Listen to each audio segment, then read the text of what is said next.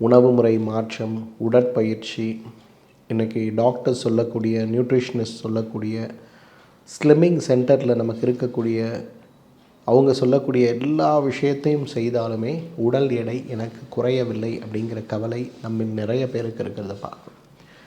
உடல் எடை குறைப்புக்காக நான் எடுக்கக்கூடிய முயற்சிகள் அனைத்துமே தோல்வியில் முடிந்து விட்டது அப்படிங்கிற ஒரு நிலையில் இருப்பவராக நீங்கள் இருந்தீங்கன்னா உங்களுக்காக தாங்க இந்த வீடியோ. ஏன் இதை நான் சொல்கிறேன்னா, உடல் எடை குறைப்பது அப்படிங்கிறது ஒரு முறையான மருத்துவம் சார்ந்த விஷயம் அப்படிங்கிறத நம்மில் யாரும் புரிந்து கொள்வதே கிடையாது.